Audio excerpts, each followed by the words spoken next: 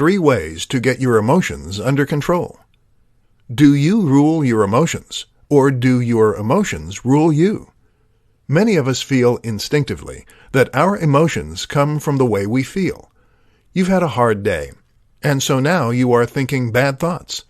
Those bad thoughts are then making you feel unhappy. But have you ever thought that the opposite might be true? That you might be having bad thoughts because you are in a bad mood? That maybe this is what made your day bad? Either way, being able to control your emotions is crucial if you want to be as effective as you can be, maintain the respect of others, and generally perform your very best. In this presentation, we'll look at 3 ways you can get your emotions under your control. 1. Consider your physiology. Many of us think that emotions come from our psychology. Very often, though, they can also come from our physiology. That is to say that our emotions are dictated by the things that are going on in our bodies. For instance, if you are in a bad mood, then it could be because you're low on blood sugar. Our bodies use high blood sugar as a signal to create feel-good hormones. When it drops, we produce cortisol, which makes us anxious and hangry. You might be tired, too. Or perhaps your emotions could be getting in the way. Either way, you need to consider the role of your physiology as well as the role of your mind. 2. Control your thoughts. That said, controlling your thoughts is also important. Techniques used in CBT, cognitive behavioral therapy, teach us to challenge negative thoughts and to even test our unhelpful beliefs. This means first identifying the things we think and the things that are causing our bad state of mind, and then asking whether those thoughts are true or useful. 3. Meditate. There are countless good reasons to meditate. One of the most important, though, is that meditation can improve your emotional control, your focus, and your discipline. This is literally a process that involves focusing your mind and avoiding distracting thoughts. And if you can do that, then you can avoid distracting emotions as well. In the short term, a bout of meditation is a great way to calm your racing mind. In the long term, it is a powerful tool for enhancing your emotional stability. 5 surprising ways the mind influences the body, and vice versa. It is a mistake to think of our mind and body as separate entities. The reality is that we are holistic machines, and that no aspect of our psychology, physiology, or biology can exist independently of the rest. Your mood is tied to your physiology, and your physiology is tied to your mood. This is part of what makes the mind so powerful. It controls not only our thoughts, but also our body. Here are some surprising examples. 1. Your mind can boost your immune system. If you are positive, jolly, and surrounded by people who love you, then you are actually more likely to overcome illnesses. It turns out that stress suppresses the immune system, whereas happiness hormones can reinforce it. 2. Stress changes your children. Stress changes your biology in many ways. It can even change the way that certain genes are expressed, and that means you can pass those changes on to your children. Surprisingly, if you are very stressed when you conceive, your children are actually less likely to be stressed in life. 3. You don't digest food properly. Stress causes a range of conditions, such as psoriasis. But did you know it also prevents you from properly digesting your food? This can actually lead to malnutrition, even if you are eating properly. 4. Your gut changes your mood. So your mood changes the way your gut behaves. But did you know that this relationship is a two-way street? You see, your gut contains nearly as many neurons as your brain, and the tiny bacteria that live there actually produce neurotransmitters that can affect your mood. This is why the gut is sometimes referred to as the second brain. 5. Embodied cognition. Embodied cognition is a recent theory in psychology that better explains the close link between the body and the brain. Previously, it was thought that the brain had its own internal language. This was sometimes referred to as mentalese. The idea was that whenever someone said something to you, your brain would translate that into mentalese so that you could understand it. But now it is thought that the way the brain understands things is by visualizing those things. And that happens by lighting up areas in the brain as though you were doing those things. So if I told you about a walk I took through the woods, you might visualize yourself walking through the woods. Perhaps feel the wind on your neck and the leaves crunching underfoot. The brain doesn't work without the body, and vice versa. 5 tricks to eliminate procrastination and maintain focus. Getting what you want out of life often comes down to something very simple: sustained effort. Will Smith says that what sets him apart from the competition is his willingness to stay on the treadmill until he collapses. He will go the extra mile. You hear similar stories in every other industry and among every other highly successful and driven individual. You want to win. You need to put in the work. And that means you can't be getting distracted. So in this presentation, let's explore 5 quick tricks you can use to procrastinate less. 1. Do the fun task first. Many of us think the first task of the day should be the biggest and the hardest. With that out of the way, we can then focus on other matters. Except that is then a barrier that will put you off starting at all. It's better to get a quick win under your belt to put yourself in the right state of mind. And that means starting with something easy. 2. Leave work incomplete. This might go against every natural inclination, but before you lock up the office tonight, start some work and leave it incomplete. Why? Because the human brain hates a lack of closure. This makes it much easier to pick up and go first thing tomorrow. 3. Visualize why. It's easy to find the things we need to do boring and uninspiring. Why? Because we only want the prize at the end. We don't want to do the work in between. The key is to tap into the enthusiasm you have for the destination and to use that to motivate you on your journey. Picture why you are doing this. Feel it emotionally, and then you will be driven. 4. Rest. If you want to be as effective as possible during working hours, you need to rest during your time off. Sustained attention requires a lot of energy, and that runs out after a while. Give yourself some time to recoup and to do the things you want to do. 5. Music on repeat. Listen to the same musical tracks on repeat on headphones. Eventually, the brain becomes desensitized to hearing the same track play over and over, and thus tunes out. This makes it effectively like more entertaining white noise. It's like sensory deprivation, meaning you have an entire sense less to distract you.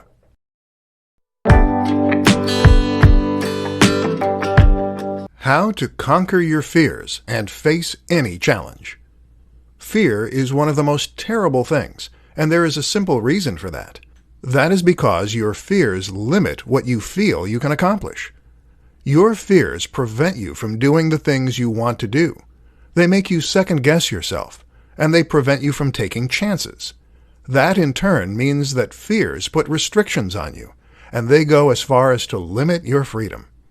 So the question is, how can you destroy fear and face whatever challenge you choose? This presentation will attempt to provide you with some answers. Be willing to fail. It is not a brave man or woman who believes they cannot fail. That is a foolish one. Rather, it is a brave person who knows they can fail, but is willing to live with that possibility. This is the central philosophy of Stoicism in a nutshell. The notion that you might fail, but that is okay. Once you accept this possibility and realize that you can and will survive, it liberates you to try new things and to deal with the consequences when they come. Love the challenge. Similarly, it also pays to revel in the challenge. You don't fail until you stop trying. In the meantime, everything else is just another challenge, another obstacle. Think how dull life would be if everything were easy. The reality is that our brains and our bodies are designed to grow. They love challenge because this stimulates that growth and gives us a chance to better ourselves. So when your boss is giving you a hard time, consider it a test of your resolve.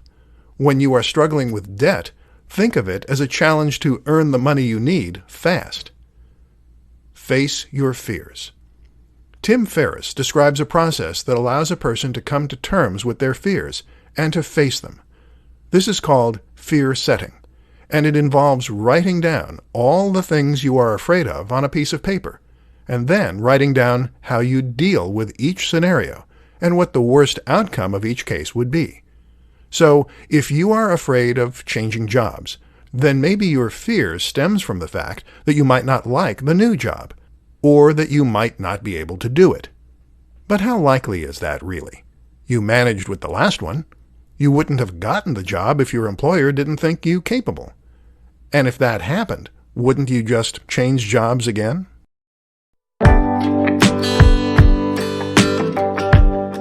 How to get more from life by changing your mindset. Most of us hold a huge selection of different limiting beliefs. These limiting beliefs pertain to who we are, to the amount of power and influence we have in our lives, and to the way we're supposed to act in the world. And without meaning to sound pro-conspiracy, a lot of this appears to be by design, a byproduct of the modern lifestyle that we have been born into. We grow up having certain beliefs about what is expected of us and who we are meant to be. And because we are never given an alternative view, we tend to just accept those views. For instance, you grow up believing that at the age of 18 or 21, you will finish your education and get a conventional job. You'll get married at 25 to 30, and you'll have 2.5 perfect kids. What you won't do is run away and join the circus, or decide to work online and to travel the world while you do, or to choose to delay having a family. We are taught to fear all kinds of things. We fear debt. We fear old age. We fear being alone. These fears keep us motivated.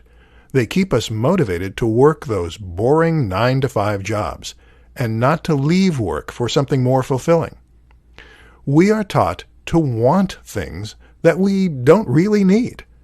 How about a big house and a good title, so that you can impress other people? How about a widescreen TV and a huge amount of videos? Let's be honest. You can get all the entertainment you'll ever need from one old computer.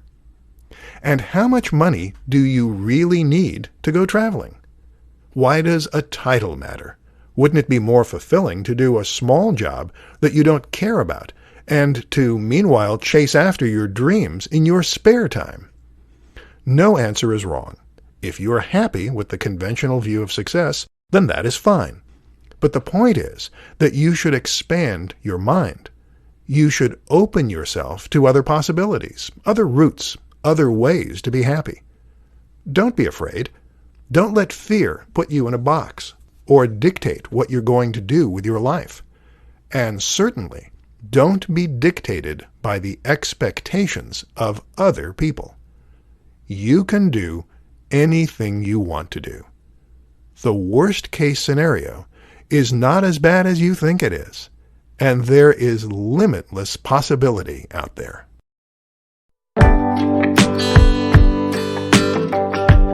How to project the impression you want to give. Have you ever heard someone describe you and felt that they've got you all wrong? Have you ever described yourself as always relaxed, only for your friend to protest, "No, you are not"? We all have an idea of who we are, and we all have an idea of how others see us. But very often, that impression is not accurate. We are simply too close to the situation. And very often, trying to craft ourselves an image actually blows up in our faces. This presentation will help you to start projecting the image that you really want to have. Show, don't tell. The first absolutely critical thing to learn is that you must show and not tell. That means that you can't tell people who you are. And in fact, you can't even tell them about all the cool things you've done, hoping that they'll see you in a certain way. All this does is to make you look desperate to please and impress. And desperate probably isn't the impression you're going for. Am I right? The key is to be an interesting, complex, and multifaceted person, and then to simply let others discover that for themselves. The devil is in the details. The other crucial tip is not to try and fake it. We've all been there. We've all tried to project an impression of ourselves as being more aloof, or cooler, or more athletic, or more stylish.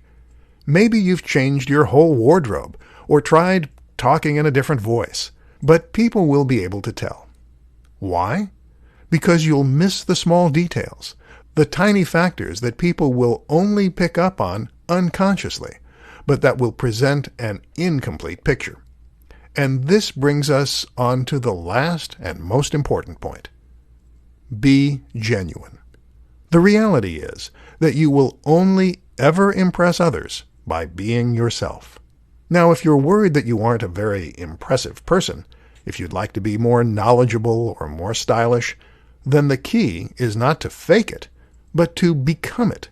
If you are truly passionate about that change, then invest the time and effort and actually make it a part of who you are. But don't force things that don't come naturally to you. You don't have to be a certain way to impress others. You just have to be good at what you do. You just have to be the best version of you. Focus on that. Develop yourself, and others will start to notice.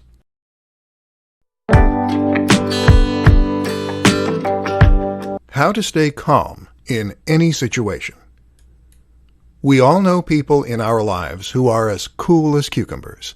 These are the people who never seem to get fazed by anything. No matter how the world is crashing down around them, they know just what to say and do, and they act as a calming influence on everyone around them. Then there are the people who get into a flap, who panic, and who shout. Guess who is the more effective in a crisis? Guess who makes the better leader? Guess who people look up to more? So, staying calm in any situation is an incredibly useful skill to have. The question is how you go about overcoming the all-too-human urge to lose it. In this presentation, we'll go over some simple steps you can take to keep your cool. Breathe. The first thing you need to do is to breathe. Recognize that the reason you're panicking is that you have gone into fight or flight. This is your body's physiological response to trouble, and it causes your heart rate to become elevated, your breathing to accelerate, and your mind to race. Not helpful. If you breathe, though, then you can regain your composure and fix your parasympathetic tone. In plain English, you can trigger your rest and digest state, which is the polar opposite of fight or flight. To get into this zone, you're going to use something called belly breathing. Breathe by expanding your gut first, and that way you can fill your lungs more completely, starting at the bottom. Breathe in and out for a count of 3 on each. Take a step back. The next step is to try and get your head in the game by removing your emotional response. You might be scared, worried for a friend, or upset. None of these things will help. So instead, take a step back and try to imagine what someone who wasn't you would do in this situation. What would James Bond do? Assess the situation in a more removed manner, and you'll come up with a better solution. Assess what needs to be done. One of the reasons that many of us become frozen with fear is that we don't want to take responsibility and make matters worse rather than better. To avoid this, quickly identify the worst-case scenario and the best-case scenario. Accept the possibility of the worst-case scenario, but take the steps you need to take to work toward the latter. How to tap into the mindset of the most successful business leaders. How do you become a highly successful business leader? You might think it's impossible, but if you run through your list of objections, then I bet that few of them hold water. You don't have the money? Weren't born with a silver spoon in your mouth? Well, guess what? Neither were half of the biggest CEOs in Silicon Valley. Next. What about technical expertise? Maybe you think you need to know how to program, or you need to know how to build computers. Actually, that can all be outsourced. Even Steve Jobs used Steve Wozniak to handle the tech side of things. No, the only thing missing is their mindset. And if you're making excuses, then that's the first sign that you aren't in the right frame of mind. So what can you do about it? The first thing I want you to do is to take responsibility and to decide what you want. Where do you want to be? What do you want to accomplish? What are you passionate about? It is now down to you to accomplish that and make it happen. No one is going to hand it to you on a plate. Something that Tim Ferriss says is that you should look at the two worst outcomes. What's the worst outcome of going after your dream job, and what's the worst outcome of not? The worst-case scenario, if you set up your passionate business, is that it goes wrong. It crashes and burns, and you lose money and perhaps a little bit of face. But if you don't go after it, the worst-case scenario is that you stay stuck in the same job forever.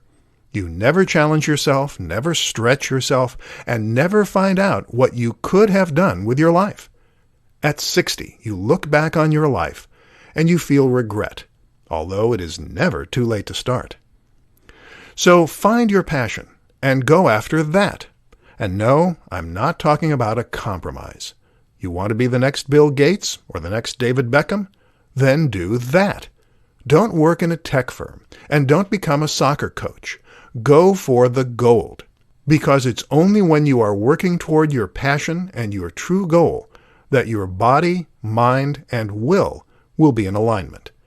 It's only then that you will come alive and enter a flow state, a state of mind where everything else seems to slip away, and you can accomplish anything. How to tap into the power of your emotions. There are a number of science fiction tales that depict societies that have done away with emotion. These people have learned to completely eradicate their basal instincts and become creatures of pure logic. The idea?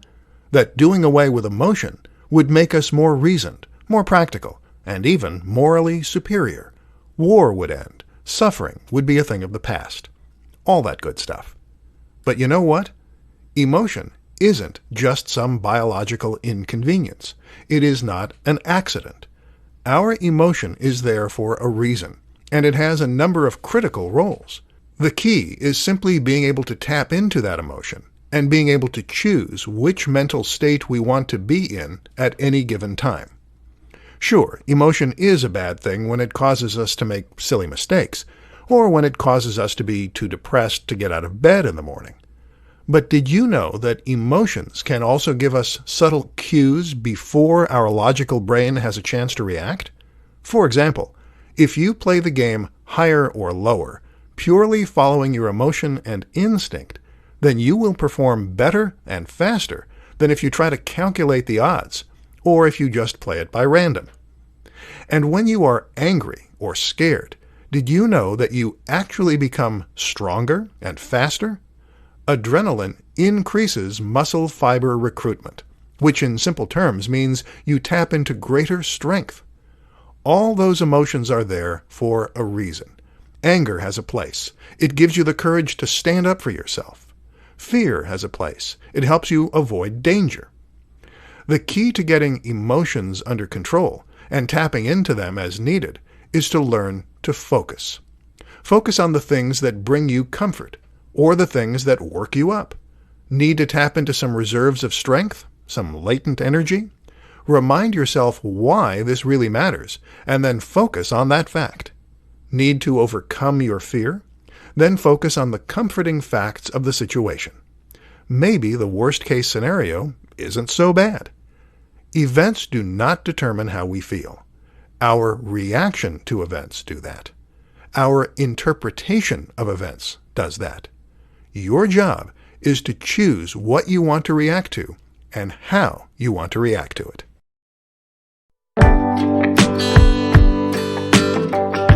Why the right mindset is the first step to accomplishing your goals. No matter what it is that you want to accomplish, the first thing you need to do is to adopt the right mindset. Everything that you are, everything you do, and all the world around you begins in your mind. If you change the way your mind works, then this will have a ripple effect in every facet of your life.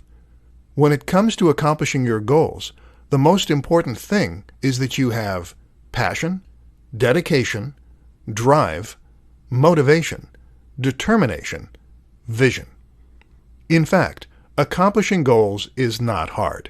All you need to do is to identify what it is you want, come up with a strategy to get there, and then work tirelessly and unceasingly until you start to see the results you want. No, it really is that easy. Problem is, a lot of people get confused along the way. And it starts right at the beginning, with having the wrong goal. You see, all too many people will set out with a goal that they think they need to accomplish. They'll work to become the person their mom wanted them to be, or that society thinks they should be. They'll choose the goal they think is easy enough to accomplish, and realistic enough. Or they'll not be sure what they want at all. And when you do that, you will lose the ability to really go after what you want. This is the one factor that is critical in every single person who has ever been a huge success. They love what they do. They are passionate about it. They work on it in their spare time because it is what wakes them up in the morning, what drives them through the day. Do you think Einstein would have had as many breakthroughs as he did if physics was just his 9 to 5 and he hated it? Do you think that Elon Musk would be as successful as he is today if he had just worked for FedEx? If you want to become the best version of you, then you need to go after the thing that makes you truly come alive. And that in itself goes against a lot of what we're trained to believe. It takes a huge cognitive shift. But if you're going to accomplish everything you want to, then you need to change your mindset.